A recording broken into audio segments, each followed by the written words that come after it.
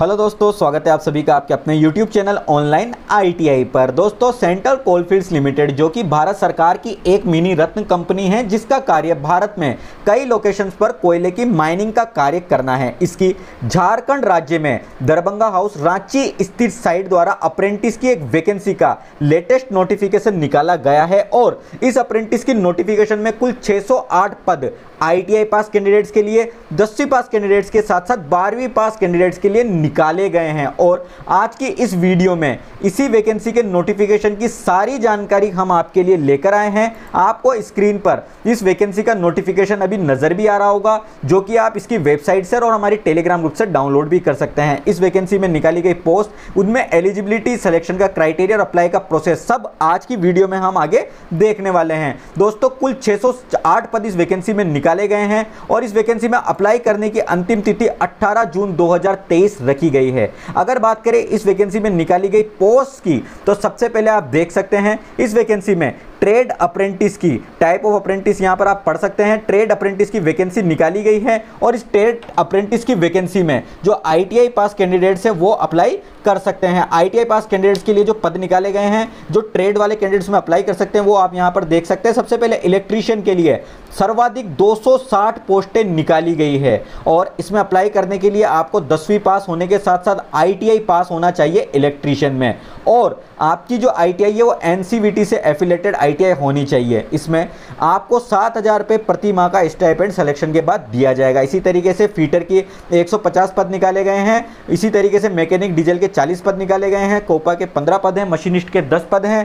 Turner के 10 पद निकाले गए हैं। सेक्रेटरियल असिस्टेंट का 1 पद निकाला गया है। और जैसे कि ऊपर की जो मैंने ITI वाली पोस्ट बताई है, उनमें ITI के साथ साथ 10वीं के साथ साथ उन ट्रेड्स में ITI होना जरूरी मांगा गया है। सेक्रेटरियल असिस्टेंट की जो पोस्ट है, इसमें अप्लाई करने के लिए आपको 10वीं पास होने के बाद ITI अगर आपने सेक्रेटरियल असिस्टेंट में की हुई है या स्टेनोग्राफर में की हुई है तो आप अप्लाई कर सकते हैं। इसमें भी आपको स्टाइपेंड 7,000 रुपये दिया जाएगा। इसी तरीके से अगली जो वैकेंसी है वो है अकाउंट्स एग्जीक्यूटिव की। इसके 30 पद निकाले गए हैं। इसमें अप्लाई करने के लिए आपको, यदि आपके पास PMKVY का सर्टिफिकेट है जो कि बैंकिंग या फाइनेंशियल सर्विस से जुड़ा हुआ है तो आप अप्लाई कर सकते हैं। साथ ही BCom या पोस्ट ग्रेजुएशन अगर आपने फाइनेंस सेक्टर में की हुई है तो भी आप इस वैकेंसी में अप्लाई कर सकते हैं। इसमें आपको 9,000 रुपये प्रति माह स्टाइपेंड के रूप में दिया जाएगा। अगली पोस्ट है वेल्डर की, जिसमें आप ITI अगर आपने वेल्डर में की हुई है तो अप्लाई कर सकते हैं। 15 कुल पद इसके लिए निकाले गए हैं।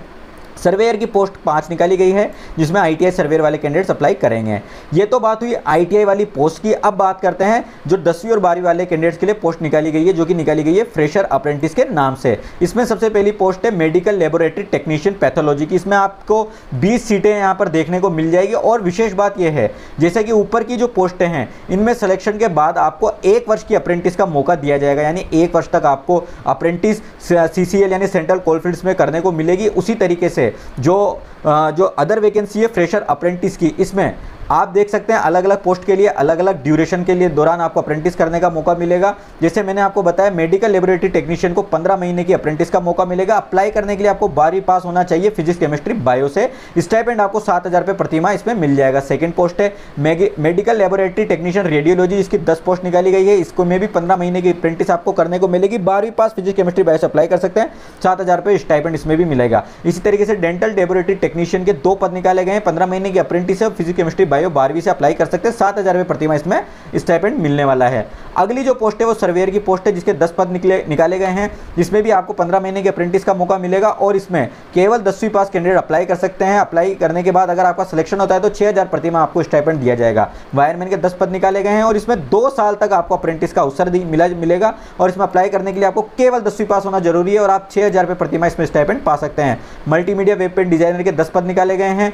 इसमें भी 10वीं पास कैंडिडेट अप्लाई कर सकते हैं। Mechanic repair maintenance of vehicle के 5 पद है और इसमें भी केवल 10वीं पास कैंडिडेट अप्लाई कर सकते हैं। मैकेनिक अर्थ मूविंग मशीनरी के भी 5 पद निकालेंगे। इसमें भी 10वीं पास कैंडिडेट अप्लाई कर सकते हैं। आगे बात करते हैं अदर एलिजिबिलिटी की। तो यहाँ पर आप देख सकते हैं इस वैकेंसी में अप्लाई करने के लिए आपकी जो मिनिमम एज है वो 18 वर्ष होनी चाहिए और ये 18 वर्ष एज 1 मई 2023 तक आपकी कंप्लीट हो जानी चाहिए। इसी तरीके से जनरल वाले कैंडिडेट्स के लिए मैक्सिमम जो एज लिमिट है वो 27 वर्ष, OBC वालों के लिए 30 वर्ष और SC ST कैंडिडेट के लिए 32 वर्ष या मैक्सिमम एज लिमिट रखी गई है उससे पहले आपको अप्लाई करना होगा। इसमें अप्लाई करने के लिए आपकी जो ITI है वो अगर आपने NCVT से की हुई है तो ही आप अप्लाई कर सकते हैं। SCVT से अगर आपकी ITI है तो आप इसमें अप्लाई नहीं कर सकते हैं। अप्लाई करने के प्रोसेस की अगर बात करें तो सबसे पहले आपको apprenticeindia.gov.in पर अपना रजिस्ट्रेशन करना है। अगर आपने अभी तक अपना रजिस्ट्रेशन नहीं किया है तो आई बटन पर क्लिक करके हमारी पूरी वीडियो इस पर देख सकते हैं और अपना रजिस्ट्रेशन खुद अपने मोबाइल से अप्रेंटिस इंडिया पर कर सकते हैं। अपना रजिस्ट्रेशन अप्रेंटिस इंडिया पर करने के बाद आपको वापस अप्रेंटिस इंडिया की ऑफिशियल वेबसाइट पर जाना है और अप्रेंटिस अपॉर्चुनिटीज में जाकर आपको इस तरीके से पेज ओपन हो जाएगा। यहां पर आपको एस्टेब्लिशमेंट नेम में जो इस वैकेंसी का जो इस एस्टेब्लिशमेंट का कोड है, जो CCL का कोड है, वो यहां पर देखने को मिल जाएगा। इस कोड को आपको यहां पर एस्टेब्लिशमेंट नेम में टाइप कर देना है। यहाँ पर टाइप करने के बाद आपको सेंट्रल कोलफील्ड्स लिमिटेड का नाम देखने को मिल जाएगा। इस पर आपको क्लिक कर देना है।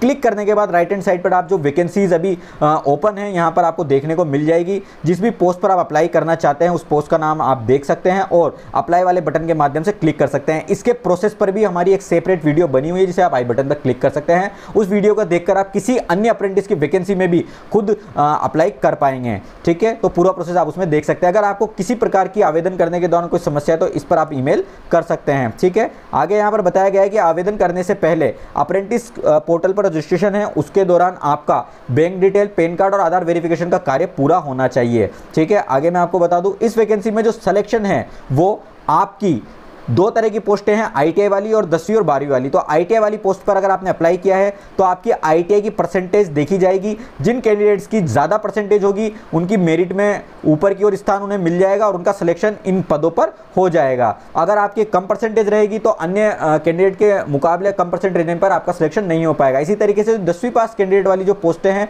और 12वीं वाली जो पोस्टें हैं उनकी भी परसेंटेज के आधार पर ही मेरिट बनेगी और मेरिट में जिन छात्रों के ज़्यादा नंबर होंगे उनका सिलेक्शन उन पोस्टों पर हो जाएगा।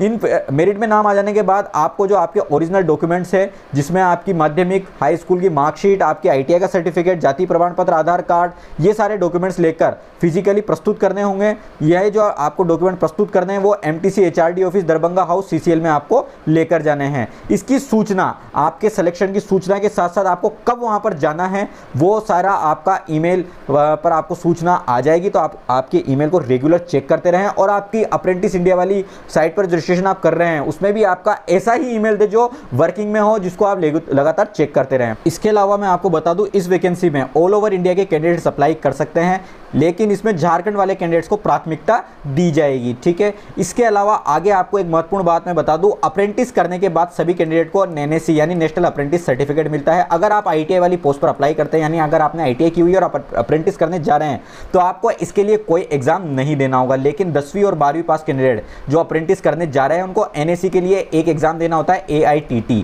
ठीक है, इसकी जानकारी आपको आगे मिल जाएगी अप्रेंटिस करने के बाद में। लेकिन अगर आप 10वीं और 12वीं करने के बाद अप्रेंटिस कर रहे हैं आपकी संबंधित ट्रेड में, तो आपको कई वैकेंसीज में ITI के प्रमाण पत्र की समकक्षता भी NAC के माध्यम से मिल जाती है। यानी अगर कोई वैकेंसी आती है जिसमें ITI मांगी गई है और अगर आपने अप्रेंटिस की हुई है उस किसी ट्रेड में, मान लीजिए वायरमैन में अगर आप अप्रेंटिस कर लेते हैं और अगर वहां पर ITI वायरमैन की वैकेंसी आती है तो आपको वायरमैन अगर आपने में अप्रेंटिस की हुई है तो कई बार मौका भी दे दिया जाता है। तो ये काफ़ी अच्छी अपॉर्चुनिटीज़ होती है। 1 वर्ष की, 1.5 वर्ष की जो आपको ट्रेनिंग करने को मिल रही है, जिसका स्टाइपेंड भी आपको मिल रहा है, इसका मौके का फायदा आप जरूर उठाएं। इसमें किसी प्रकार का न तो कोई शुल्क आपका लग रहा है, नहीं आपको कोई एग्जाम देना है, तो इसका आप जरूर से जरूर फायदा उठाएं। उम्मीद है कि इस वीडियो में जो जानकारी हमने आपको दी है ये आपको अच्छी लगी होगी। अगर आपको कोई कंफ्यूजन है, कोई डाउट है तो आप हमारे टेलीग्राम ग्रुप पर या इस वीडियो में कमेंट के माध्यम से हमसे पूछ सकते हैं। साथ ही आगे भी इसी तरह के वीडियोस को रेगुलर देखने के लिए हमारे यूट्यूब चैनल को सब्सक्राइब करके बेल आइकन जरूर दबा दें, जिससे कि आपको आगे भी इसी तरह के जॉब अपडेट्स रेगुलर मिलते रहे।